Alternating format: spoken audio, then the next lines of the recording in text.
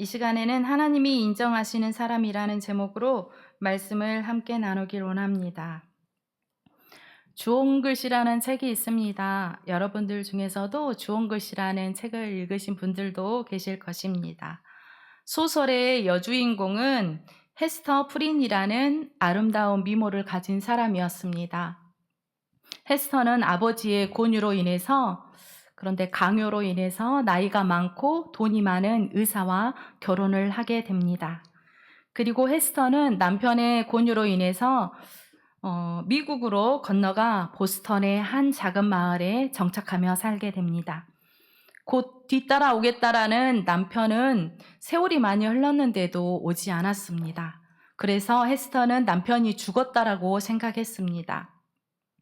그래서 마을에 딤스데일 목사와 불륜 관계를 맺었고 또 그를 통해서 또 딸 아이를 낳게 됩니다. 남편이 없는 여자가 아이를 낳게 되었으니 온 동네에 소문이 났습니다. 동네 주민들은 헤스터를 감금하고 재판을 했습니다. 헤스터는 재판 중에 그런데 끝까지 자신과 불륜을 저지른 사람이 누구라고 말하지 않았습니다. 그 재판의 판결로 헤스터는 딸을 안고 3시간 동안 교수대 위에 서 있어야 했습니다. 그리고 주홍색 글씨로 A라는 글씨를 가슴에 달고 평생 살아가라고 판결이 내려졌습니다. A는 간통을 의미하는 어덜터리의 단어의 머리 글자입니다. 평생 주홍색 A 글자를 가슴에 달고 다니라는 것은 나는 간통한 여자요 라고 다른 사람들에게 알리는 것입니다. 그리고 평생 동안 손가락질을 받으며 살라는 것이었습니다. 한편 딤스데일 목사는 양심의 가책을 느끼고 고통 속에 살았습니다. 하지만 목사로서 사람들의 죄의 두려움을 설교하며 외식하며 위선적인 생활을 하게 됩니다. 그는 양심의 가책으로 인해서 몸이 점점 쇠약해졌습니다. 그로부터 7년 후 부임한 지사의 취임식 날 그는 설교를 합니다. 설교를 한 후에 헤스터와 아이를 자신이 교수대 위에 올라가서 부릅니다. 그는 가슴을 헤쳐 보입니다. 가슴에 A자가 있었습니다. 그 자리에서 그는 자신의 죄를 고백하고 죽고 맙니다. 이 소설은 17세기 청교도적인 신앙의 가치를 둔 당시 미국 사회의 화상을 꼬집는 소설입니다. 가늠한 여자보다 더 위선적인 죄악의 삶을 살면서도 다른 사람의 죄를 손가락질하는, 정죄하는 당시 사람들의 이중성을 꼬집는 소설이었습니다. 오늘 우리가 읽은 말씀 속에도 경건하고 거룩하게 보이지만 사실은 위선으로 꽉 찬 사람들에 대해 예수님께서 말씀하십니다. 그리고 예수님은 하나님께서 인정하시며 높여주시는 사람은 어떤 사람인지에 대해서 말씀하십니다. 예수님께서는 본문 말씀을 통해 이 세상에서 겸손한 사람이 하나님 나라에서 높은 사람이라고 말씀하십니다. 오늘 본문 마태복음 23장 12절 말씀을 다 함께 읽겠습니다. 누구든지 자기를 높이는 자는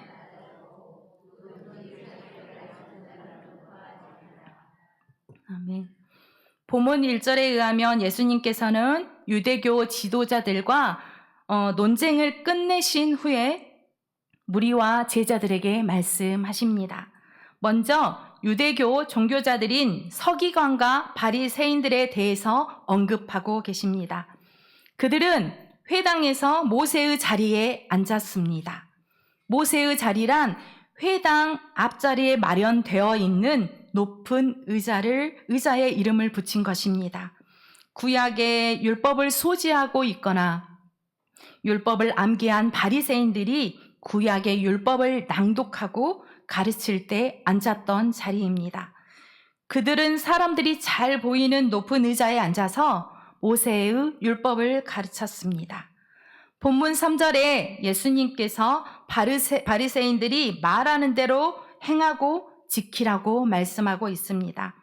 반면에 바리새인들의 행위는 본받지 말라고 말씀하십니다. 왜냐하면 바리새인들은 하나님의 말씀을 가르치긴 했지만 그 말씀을 자신들은 행하지 않았기 때문입니다. 바리새인들이 가르치는 말씀은 하나님의 말씀입니다.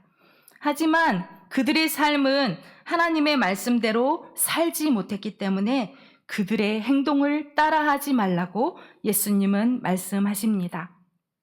우리 한국교회 안에도 목회자가 하나님의 말씀을 선포합니다.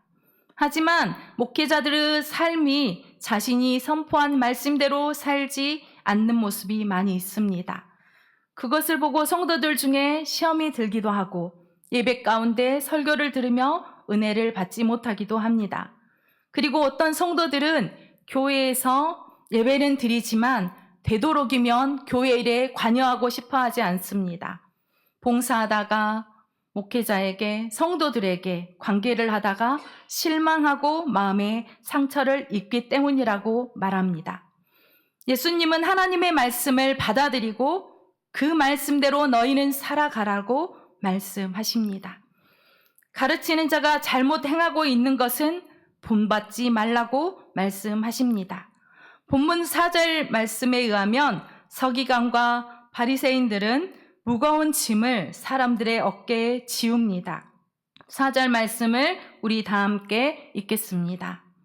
또 무거운 짐을 묶어 사람의 어깨에 지우되 자기는 이것을 한 손가락가로도 움직이려 하지 아니하며. 바리새인들은 형식이나 전통, 장로들의 유전을 중요하게 여겼습니다. 그들은 율법을 잘 알았습니다. 세세한 규정들을 지켰습니다. 철저히 금식을 지켰습니다. 안식일을 철저하게 준수했습니다. 그리고 바리새인들은 감당하기 힘든 복잡하고 세세한 구전율법 규정들을 만들어서 가르쳤습니다. 수많은 규례들은 교인들에게 무거운 짐처럼 느껴졌습니다. 지키지 못하면 죄책감을 갖게 했습니다. 그런데 예수님은 바리새인들이 자신들의 손가락 하나도 움직이지 않은 채 아무런 도움도 주지 않았다라고 말씀하고 계십니다. 이처럼 자비롭지 못한 바리새인들의 태도를 지적하고 계십니다. 율법의 세세한 규정들을 만들어 지키라고 외치며 책망하고 정죄하는 그들은 예수님과 비교됩니다. 마태복음 11장 28절에서 30절 말씀입니다. 다 함께 읽겠습니다. 수고하고 무거운 짐진 자들아 다 내게로 오라. 내가 너희를 쉬게 하리라.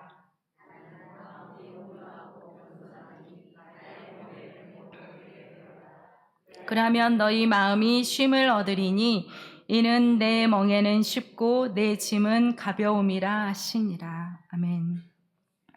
예수님은 세상을 살아가며 무거운 짐을 지고 힘들어하는 사람들에게 쉼을 주려고 오셨습니다. 예수님의 멍에는 쉽고 내 짐은 가볍다라고 말씀하십니다. 그와 다르게 종교 지도자들은 계속적으로 종교 생활을 잘하려면 뭐를 해야 합니다. 또 뭐를 해야 합니다. 뭘 지켜야 합니다. 라고 부담감을 줍니다. 교회에 오면 예수님께서 주시는 쉼을 누리고 싶은데 마음이 더 무거워집니다. 본문 5절에서 7절까지 바리새인들의 위선적인 행위에 대해 구체적으로 말씀하십니다. 먼저 5절 말씀입니다. 우리 다 함께 읽겠습니다. 그들의 모든 행위를 사람에게 보이고자 하나니 곧 그 경문띠를 넓게 하며 옷슬을 길게 하고. 바리새인들은 다른 사람들을 의식했습니다. 바리새인들은 모든 행위를 사람들에게 보이기 위해서 행했습니다. 먼저 그들은 자신들의 경문의 띠를 넓게 하고 옷자락을 길게 했습니다. 유대인들은 성경 구절을 넣은 경문을 가죽으로 만들었습니다. 그것을 손목과 이마에 둘렀습니다. 그리고 청색 끈으로 만든 옷수를 겉옷의 네 귀퉁이에 달았습니다. 예수님은 넓고 길게라는 단어를 사용하시면서 바리새인들이 최대한 경건해 보이고 싶어 했다는 것을 말씀하십니다. 본문 6절에서 7절 말씀입니다. 우리 다 함께 읽겠습니다. 시장에서 모난받는 것과 함께 랍비라 칭함을 받는 것을 좋아하느니라. 아멘. 네, 6절 말씀이 빠졌는데요. 바리새인들은 잔치와 회당에서 상석에 앉는 것을 좋아했습니다. 그리고 그들은 시장을 지나갈 때 존경과 경의를 표하며 정중히 인사받는 것을 좋아했습니다.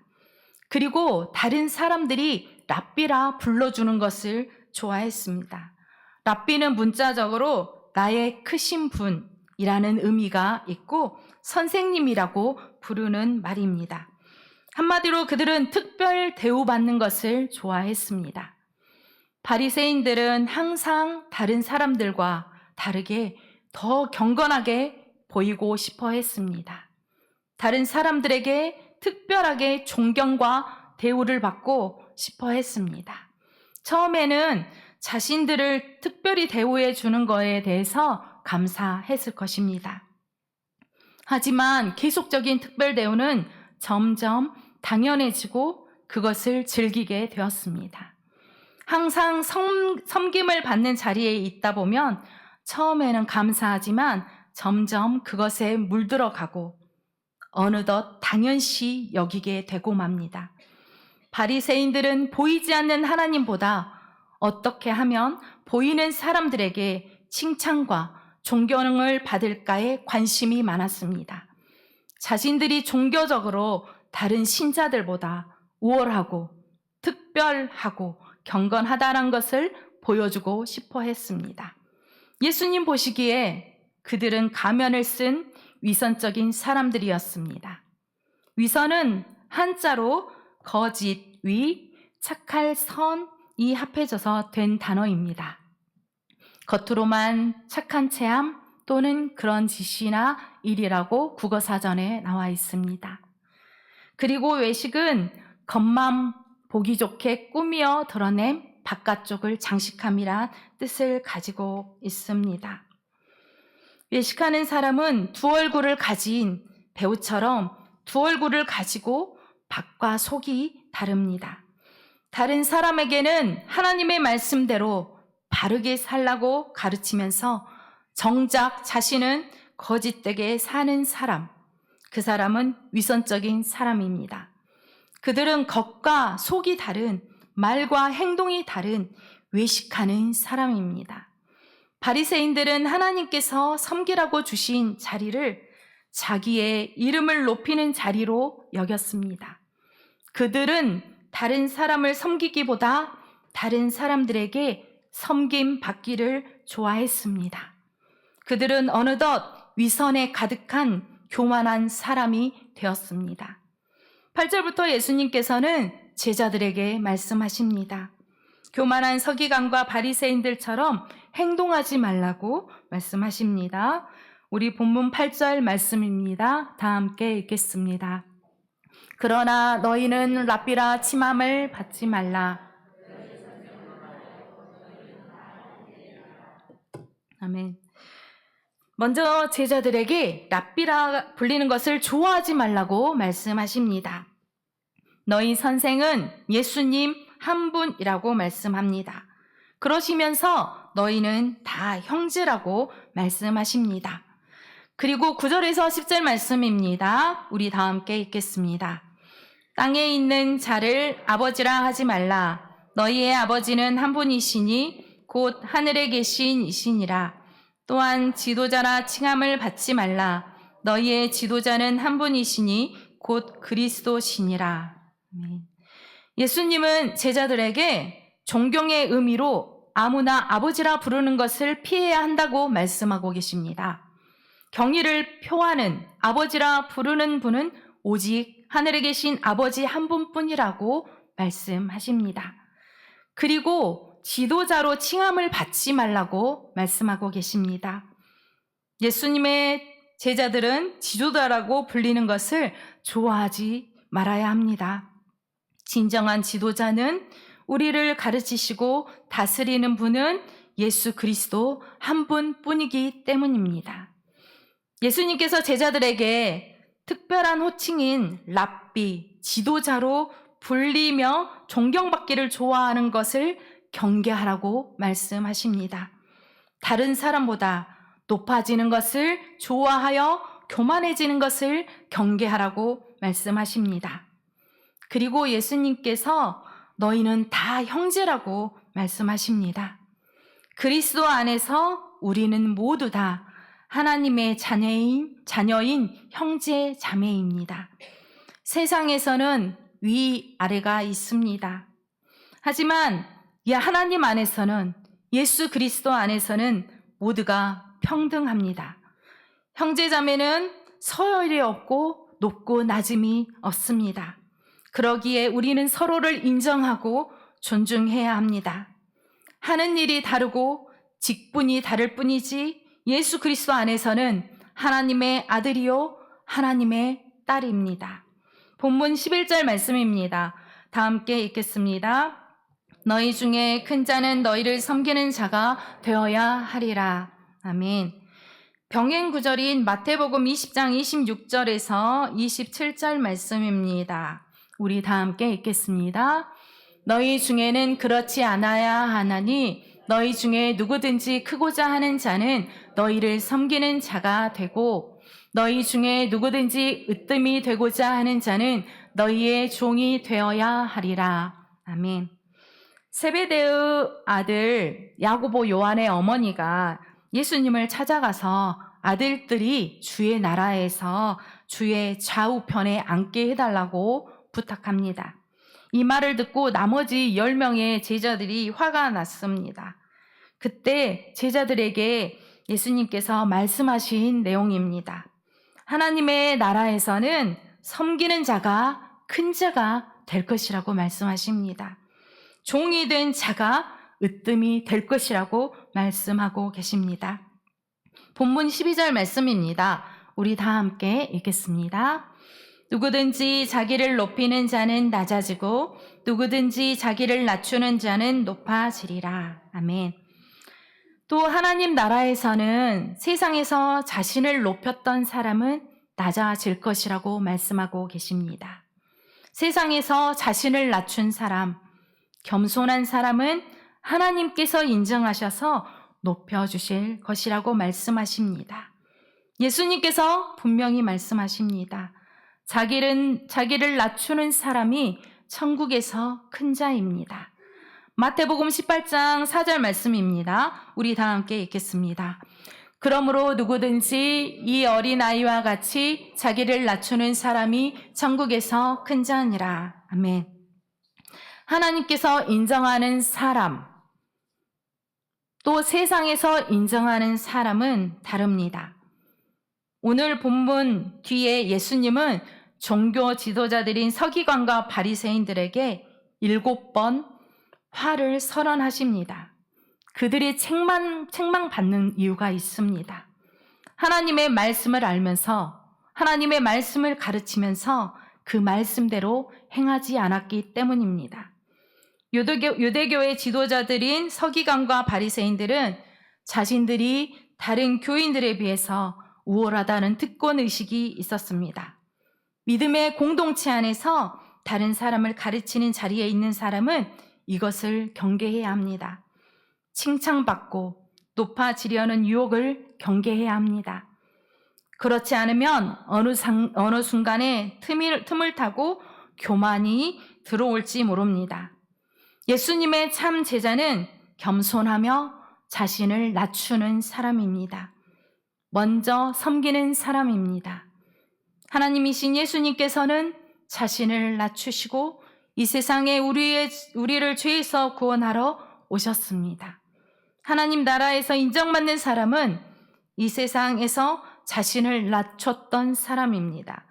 이 세상에서 모든 것을 누리고 높임을 받았던 사람들은 하나님 나라에서 낮아질 것입니다.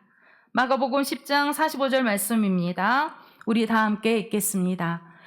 인자가 온 것은 섬김을 받으려 함이 아니라 도리어 섬기려 하고.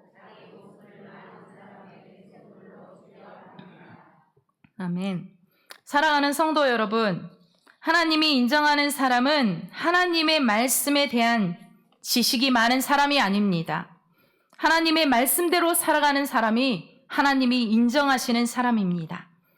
또 하나님이 인정하는 사람은 겉으로 경건한 척하는 위선적인 사람이 아니라 진실된 사람입니다. 하나님이 인정하는 사람은 교만한 사람이 아니라 겸손한 사람입니다. 하나님이 인정하는 사람은 섬김을 받기 좋아하는 사람이 아니라 먼저 섬기는 사람입니다. 사랑하는 성도 여러분, 저와 여러분 모두가 우리를 위해 아낌없이 생명을 주신 섬김의 왕 예수 그리스도처럼 어느 곳에 있든지 먼저 섬기는 사람이 되길 원합니다. 하나님 앞에서 늘 겸손하게 살아가기를 원합니다. 다른 사람을 먼저 낮게 여기고 세워주며 자신은 낮추며 살아가길 원합니다. 하나님 앞에서 진실되고 신실하게 살아가기를 원합니다. 날마다의 삶 가운데서 하나님의 말씀에 순종하며 믿음과 삶이 일치하는 참된 경건의 사람이 되길 원합니다. 예수님의 길을 따르며 예수님을 닮은 사람으로 살아가 하나님께서 인정하시는 저와 성도님들 다 되시길 바랍니다. 기도하겠습니다.